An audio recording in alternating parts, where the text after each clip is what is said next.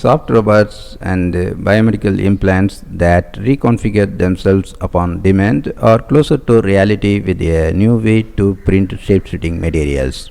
Rice University researchers developed a method to print objects that can be manipulated to take on alternate forms when exposed to changes in temperature, electric current, or stress. The researchers think of this as reactive 4D printing.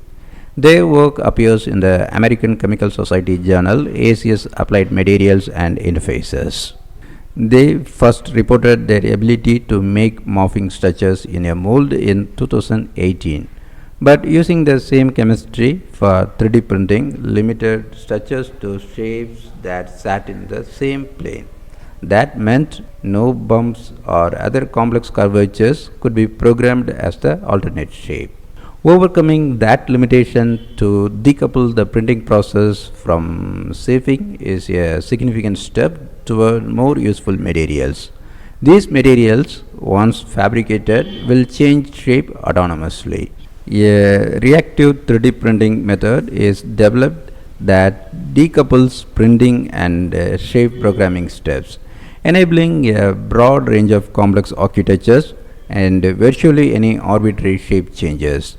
This method involves first printing liquid crystal elastomer LCE precursor solution into a catalyst bath, producing complex architectures defined by printing.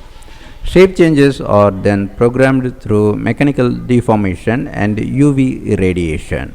Upon heating and cooling, the LCE reversibly shape shifts between printed and programmed shapes respectively. Future work will further optimize the printing formula and use scaffold assisted printing techniques to create actuators that transition between two different complex shapes. This opens the door to printing soft robotics that could swim like a jellyfish, jump like a cricket, or transport liquids like the heart.